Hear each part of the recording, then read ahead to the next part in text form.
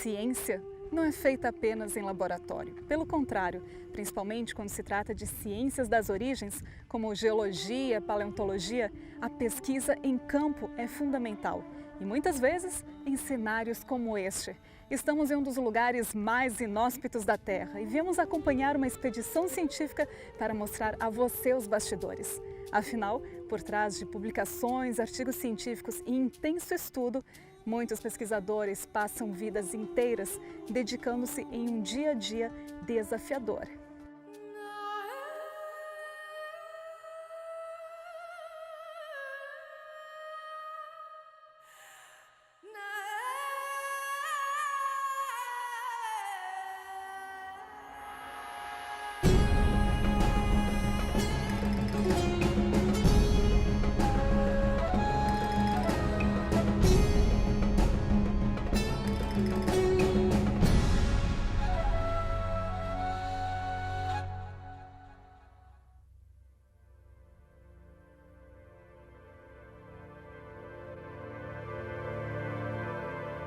Estamos no deserto da Bacia de Pisco, no Peru. Um lugar arenoso onde a paisagem plana e árida é recortada apenas pelas dunas. Com exceção de nós, aqui em toda a extensão, o único movimento vem dos fortes ventos denominados paracas. A frequência se intensifica à medida que o dia avança. É o que faz com que as tempestades de areia sejam uma constante ameaça. Este é o campo de trabalho da expedição paleontológica chefiada pelo Dr. Raul Esperante, cientista que estuda aqui neste local há mais de 10 anos a ocorrência de baleias fossilizadas.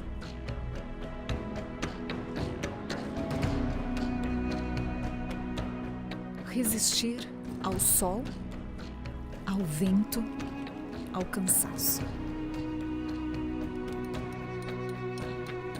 Unir resistência e força ao cuidado minucioso e sutil.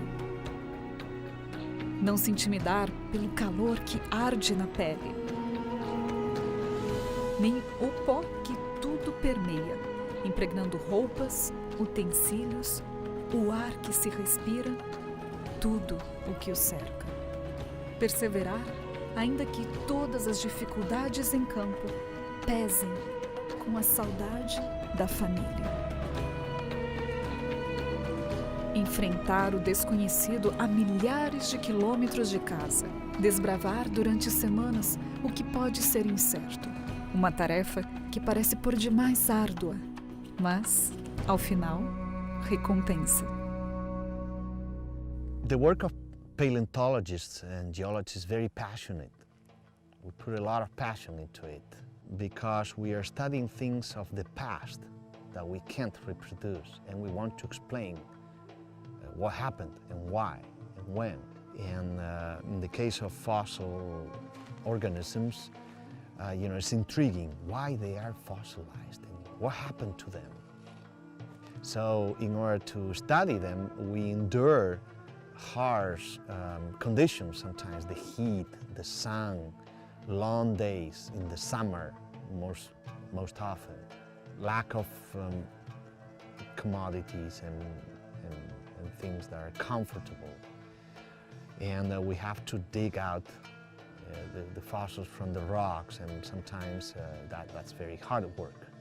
But it's pleasant for us because we feel like we are digging out truth or facts. We're like every chisel. For example, when we're digging bones, every piece of bone or shell or rock that we dig out is like we are obtaining data and trying to explain what happened. It's a very passionate work, and it's not for everybody. Not everybody is willing to endure the conditions of field work that we go through. Tais condições podem se tornar extremamente adversas.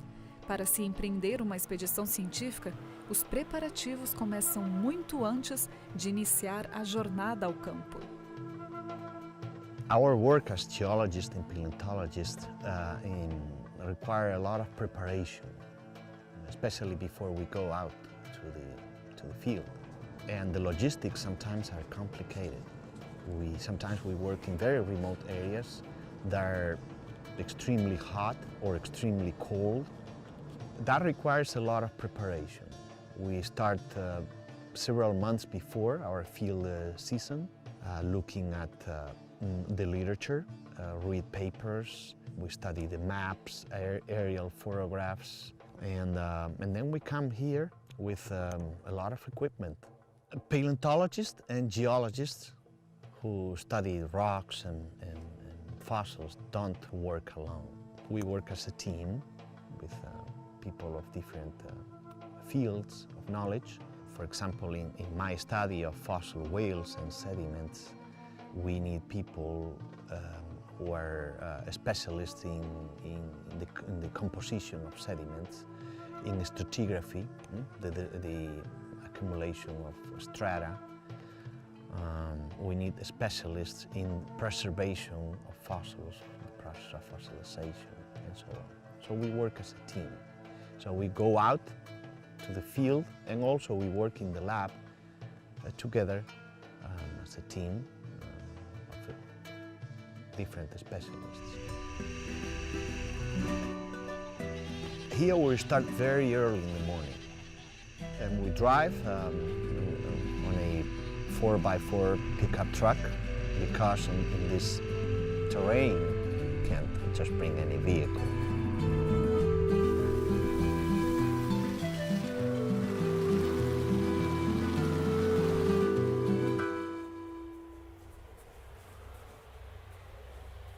We start either excavating or studying the sedimentary layers. Remove the sediment softly with the brushes and the shovels, because the sediment is very loose. We never work alone. Usually there's somebody near, just in case there's any need. Quando o trabalho de pesquisa é feito em regiões inóspitas, todo cuidado é pouco. Principalmente quando há o risco de ser pego de surpresa pela própria natureza.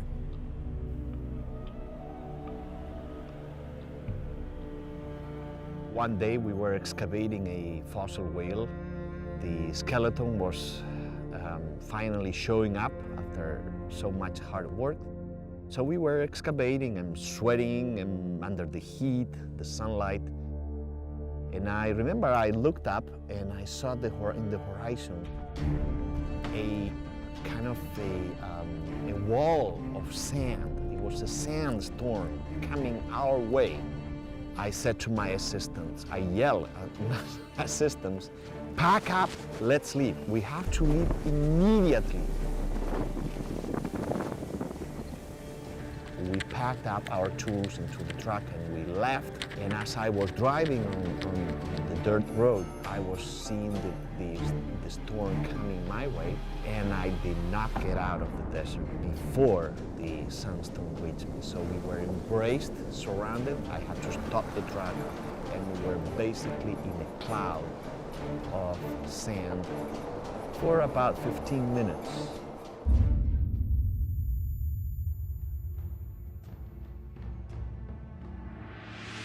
O deserto tem surpresas e mistérios. Centenas de fósseis estão encobertos na imensidão aparentemente estéril. Para encontrar antigos vestígios de vida, os paleontólogos chegam a caminhar quilômetros e quilômetros na areia. Mas o contrário também ocorre. A amostra pode estar sob os pés. E o mesmo deserto que oculta também revela. We found many different fossils here. Some of them are very well exposed on the ground, but others are completely covered. And the only thing that you see is a piece of a bone sticking out of the ground. Sediment covered the skeleton completely, and now it's cemented around the bones. The excavation requires removing the rock off the bones. So you start chiseling out the rocks, and cleaning with brushes and different tools. And slowly you are exposing a big skeleton, and it's fascinating. Para ver por completo, é preciso atravessar dias de intenso trabalho. Escavar fósseis de baleias ou dinossauros é um processo lento que demanda tempo, esforço e exige ação tão especializada quanto cuidadosa. Afinal, à primeira vista, tudo o que se vê são rochas e não se sabe exatamente o que está abaixo delas. É preciso um estudo detalhado para distinguir o que pode ser quebrado como pedra daquilo que, lapidado, é um tesouro para a paleontologia.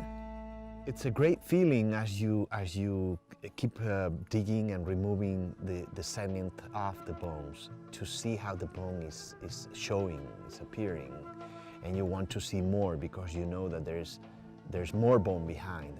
And after hours or several days of work, you finally see the whole skeleton there exposed, the skull, the mandibles, the vertebrae, the ribs, the limbs, and it's so exciting because you started sometimes with just a piece of a bone sticking out of the ground, and now you have a whole skeleton exposed there. Now you can start reconstructing the story of what happened and why and so on. Reconstruir aqui significa recuperar para decifrar. A fim de reconstruir fatos, é necessário muito mais do que pistas. É compor cada investigação com dados precisos e legítimos. The most important thing for us is data. Information we collect during our fieldwork. We collect notes on our notebooks. We collect pictures, we take pictures, and also samples of bones and rocks that we use for further analysis in the lab. Those are the three most important things we take with us. While we are working in the field, we try to get as much data and information as we can, because we can't come back for months or sometimes years, and it's very expensive. So that involves a lot of detailed work. For example, we want to look at the bones using our hand lens, and right here in the field, because we want to know what the bones look like in detail right here before we sample them to do further work in the lab. We need to know which bones to sample, so we look at them here. Also, we want to take thorough notes of our observations as much as possible. All the details must be recorded here in these notebooks. This is the most important part of our job. I spend hours and hours writing notes because it's basically notes, samples, and photographs is the only thing I take back with me. It's based on them that I can then write reports, articles, to tell what I saw here. We want to tell a story of why they are fossils, what they are, when they fossilized, how they fossilized, and so on. In order to do that, we need data to tell the story. Remember, we don't have witnesses. The witnesses are the bones and the rocks themselves. We have to make them speak. Para tanto, em cada registro, a descrição é minuciosa em todo detalhe. And we study each layer in detail with all the structures and texture, mineral composition, fossils, preserved in the layers, and so we take samples and we number the samples and we label them in order to remember what we observed here. With the data we collect here in the field, we go back and in our labs and in our offices, we try to put together, the big picture, what happened and so on. So that requires often lab analysis.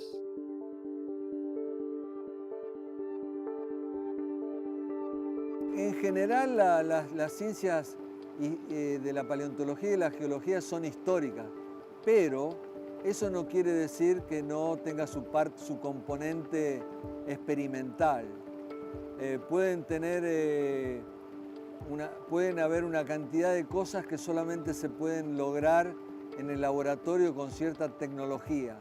Por supuesto que después todo esto deriva en la discusión, el análisis, el debate con los colegas y eventualmente uno publica los resultados, los colegas lo analizan, se produce un arbitraje como en todas las ciencias, donde los colegas van analizando y viendo si esto realmente corresponde a lo que los científicos en esa especialidad hacen. Olha, muitas vezes a gente pensa que o trabalho de cientista é trabalho isolado, uma pessoa que está no seu laboratório, mas na realidade aquela pessoa, aquele cientista, ele faz parte de uma equipe. E não para aí. Muitas vezes você vai encontrar dezenas, talvez centenas de laboratórios espalhados pelo mundo que está se debruçando sobre uma determinada pesquisa, sobre um determinado trabalho. Então, quando um pesquisador publica os seus resultados, ele geralmente tem que ter realmente a maior quantidade de dados possível, a maior quantidade de levantamentos, tentando catalogar o maior número possível. Ele pode reproduzir isso em laboratório para tentar realmente ter um controle maior das variáveis e quando ele apresenta os resultados para a comunidade científica, essa comunidade também tem que tentar reproduzir. Caso não consiga, muitas vezes o pesquisador é convidado até mesmo a retirar o seu artigo porque eles não conseguiram reproduzir isso em outro lugar. Você precisa estar vendo se realmente aquele determinado fenômeno se comporta da mesma forma em todas as circunstâncias, em todo lugar. Então é importante que você faça o maior levantamento, a maior quantidade. No laboratório você precisa fazer uma experiência inúmeras vezes, repetir, tentando controlar todas as variáveis para que você possa ter controle sobre os resultados. Consulting with other specialists is often the case too. And then when we have all the information needed, we try to reconstruct the past, what happened.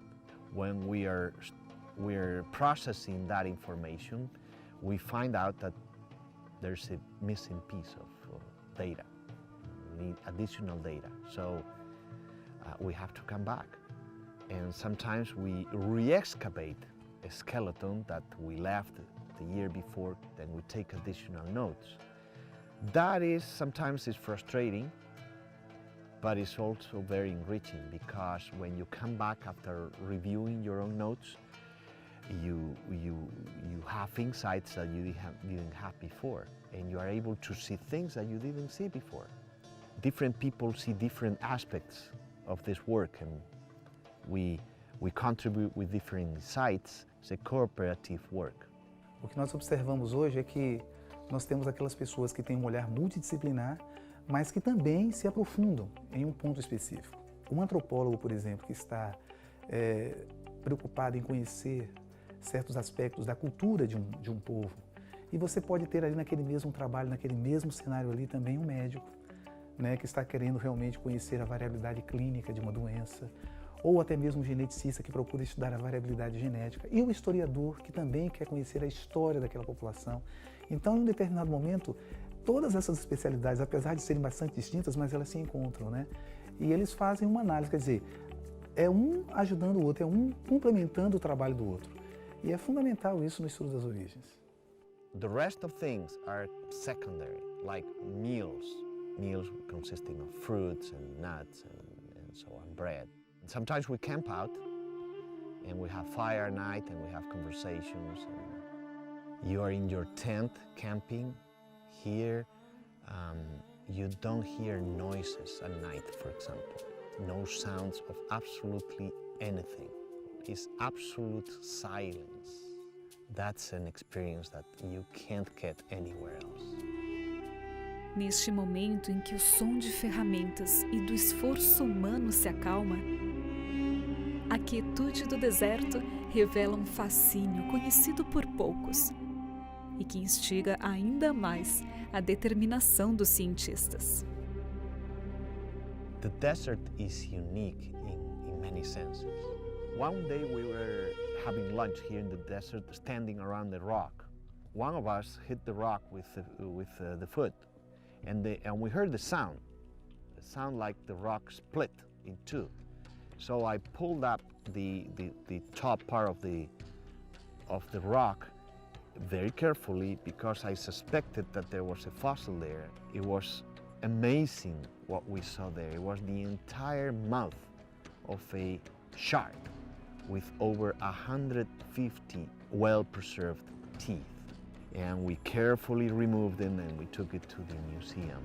And I'm proud of that because, not only because the quality of the specimen, but it was completely out of chance.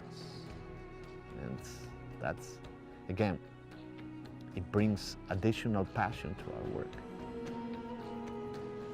Muitas evidências realmente elas surgem por acaso.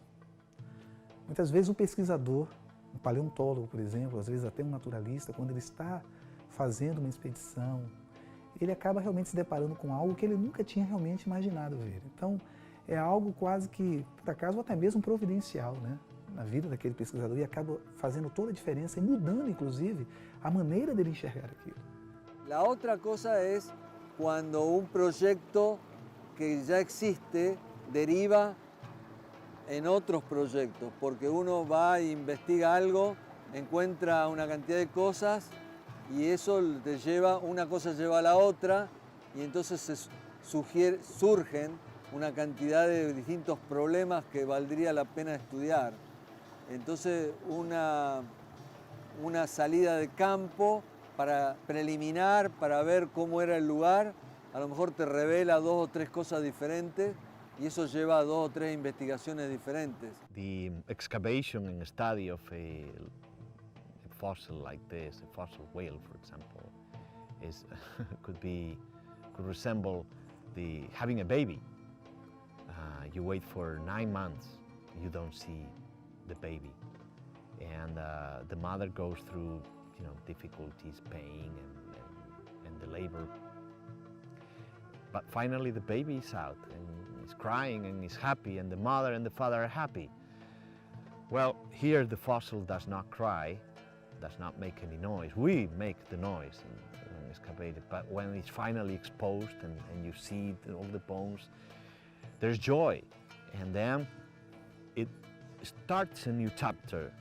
It starts a new time, a new experience in which you are able to explain something, and it's very joyful.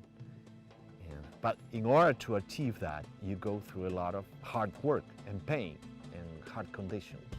O trabalho do pesquisador, ele é quase que inesgotável. Quando um pesquisador termina o seu trabalho e ele apresenta o resultado para a comunidade através de uma publicação de um artigo, esse é um momento assim, de realização muito grande para o pesquisador. Porque na realidade ele passou anos se dedicando para produzir aquele conhecimento, horas e horas de bastante sofrimento, se expondo ao sol e muitas vezes dentro do laboratório, se sacrificando, para poder realmente chegar num determinado ponto e ele publica aquilo. Então aquilo realmente é uma coisa assim, maravilhosa, é um dos momentos mais importantes na vida de um pesquisador.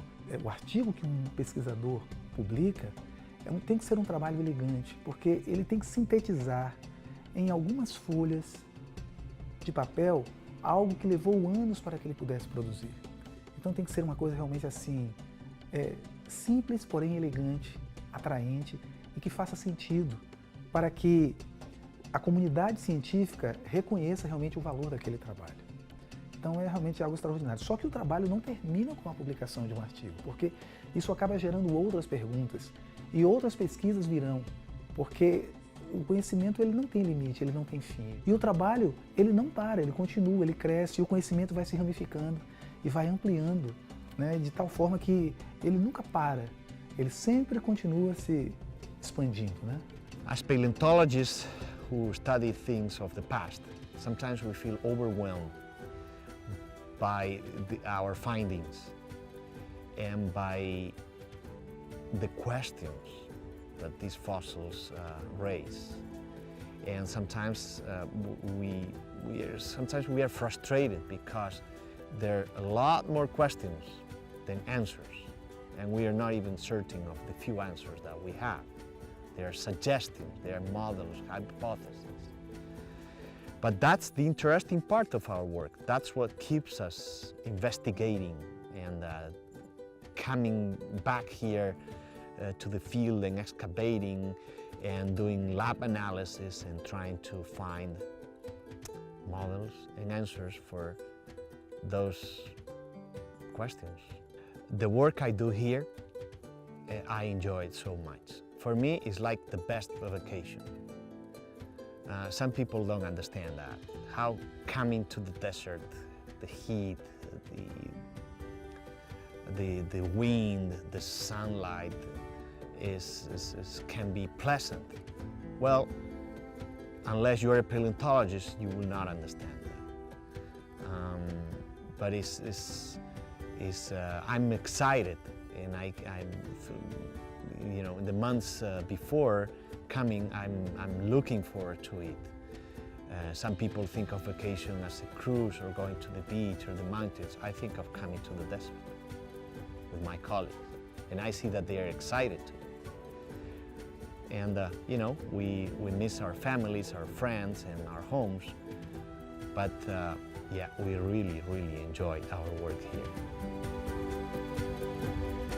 No ecoar dos séculos, em uma região árida próxima a um deserto, foram proferidas as palavras buscai e achareis.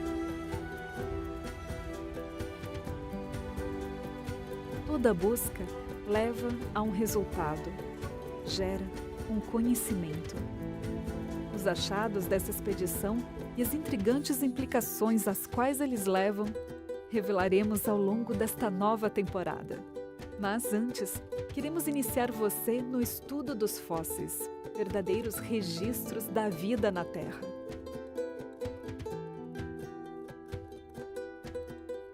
Como se formam e o que podem nos revelar sobre um passado remoto? Veremos no próximo episódio.